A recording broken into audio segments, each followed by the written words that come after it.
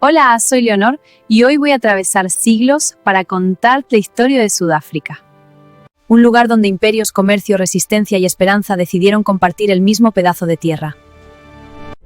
Mucho antes de que algún cartógrafo europeo dibujara este país en un mapa, pueblos africanos ya vivían en el extremo sur del continente desde hacía miles de años.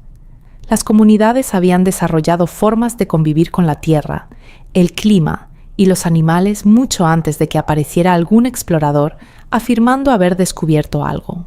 Los Khoisan, cazadores, pastores y atentos observadores de la naturaleza, conocían cada viento y cada sendero con una precisión que pocos navegantes europeos habrían podido igualar. Siglos después, pueblos bantú comenzaron a establecerse en distintas partes de la región. Trajeron agricultura, metalurgia y redes comerciales que conectaban comunidades a lo largo del continente. El sur de África ya tenía historia, cultura y economía mucho antes de que apareciera cualquier bandera extranjera. Durante mucho tiempo, la región quedó fuera de las rutas marítimas europeas, hasta que navegantes portugueses decidieron buscar un camino hacia las riquezas de Asia.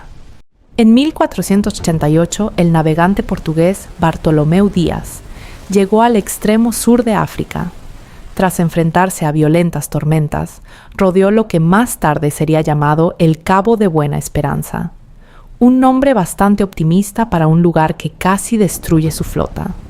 Para los europeos, aquella ruta abría el acceso directo al comercio asiático. Para las comunidades que ya vivían allí, significaba algo un poco distinto: nuevos visitantes y nuevos intereses. Durante más de un siglo, los barcos europeos solo se detenían en la región para reabastecer agua y provisiones. Era una parada conveniente entre Europa y Asia. Pero la historia suele demostrar que las paradas convenientes a veces terminan volviéndose permanentes. En 1652, la Compañía Holandesa de las Indias Orientales decidió organizar mejor ese punto de escala. Instaló una estación de abastecimiento en el Cabo de Buena Esperanza. Sí, en la práctica era el inicio de una colonia.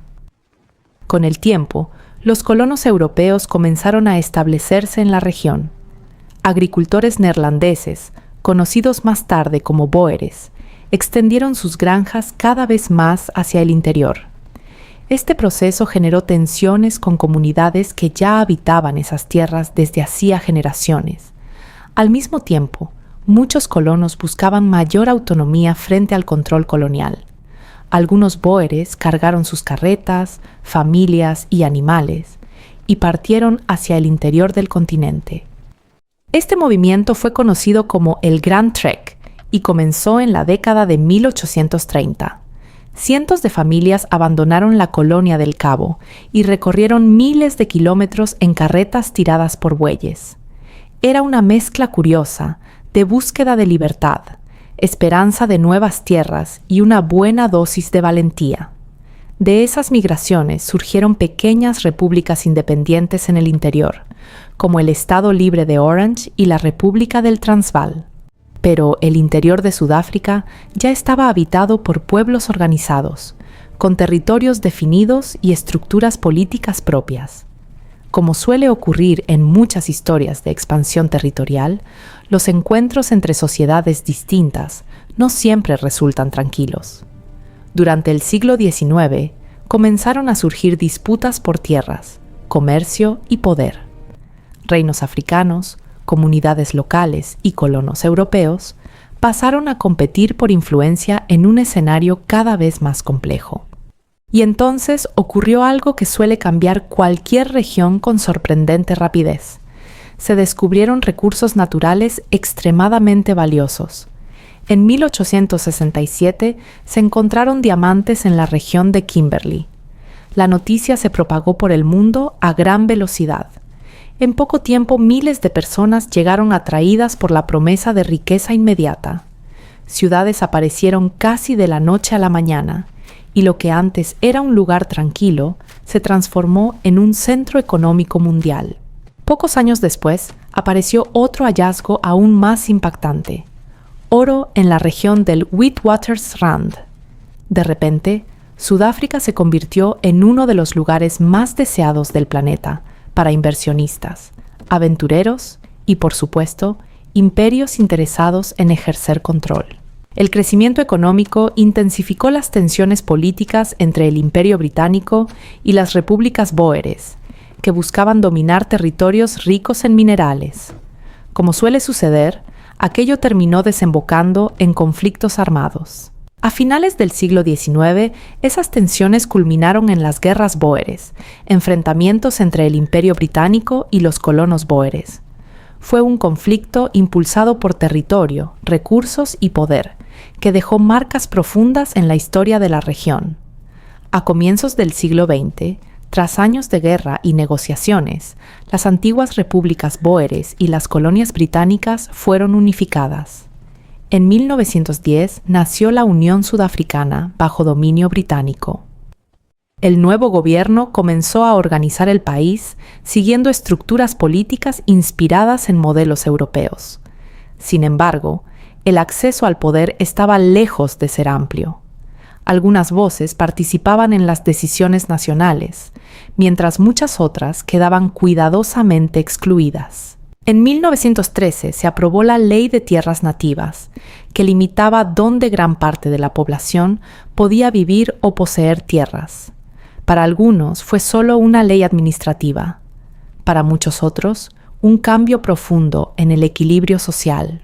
Con el paso del tiempo, estas políticas fueron consolidando un sistema cada vez más estructurado de separación social y territorial. El país crecía económicamente gracias a la minería y la agricultura, pero las oportunidades no se distribuían precisamente de forma equitativa. En 1948, un nuevo gobierno llegó al poder decidido a formalizar y ampliar ese sistema. Así nació el apartheid, una palabra que significa simplemente separación, aunque en la práctica significaba mucho más que eso. El apartheid estableció leyes que regulaban dónde las personas podían vivir, trabajar o estudiar. Era un sistema complejo, burocrático y cuidadosamente estructurado. Un ejemplo bastante claro de cómo las decisiones políticas pueden transformar profundamente la vida de millones. Naturalmente, muchos no aceptaron aquel sistema en silencio.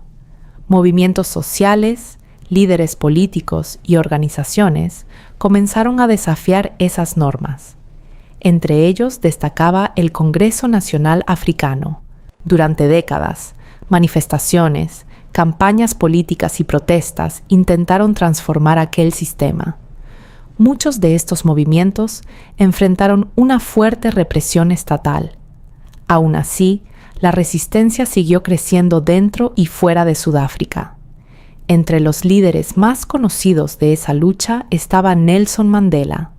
Abogado y activista político, se convirtió en una de las voces más importantes contra el apartheid, lo que también explica por qué pasó tantos años en prisión.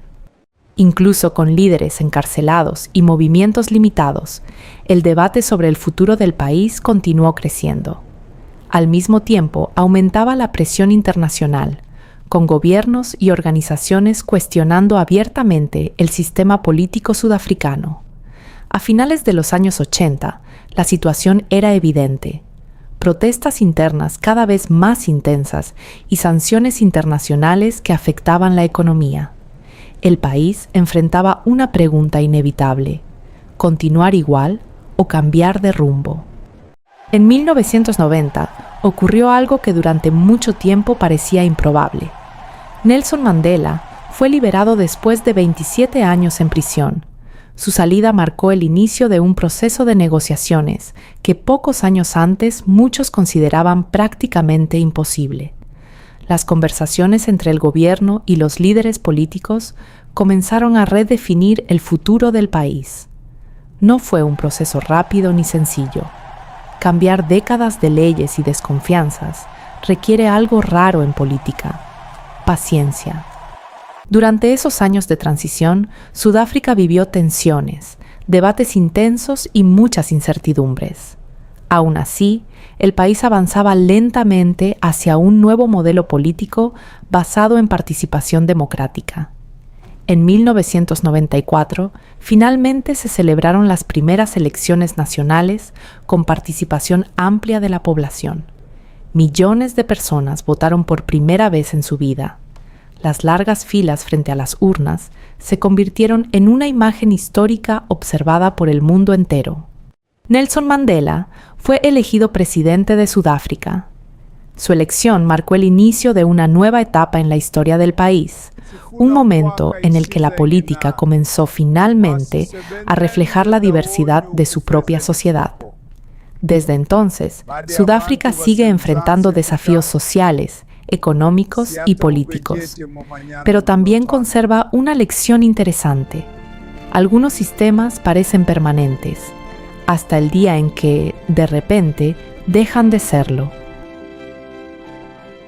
Al recorrer esta historia, vi a todo un país descubrir que el tiempo puede derribar incluso los sistemas más rígidos. El pasado todavía guarda muchas historias curiosas y sorprendentes. Si quieres seguir viajando en el tiempo conmigo, quédate por aquí.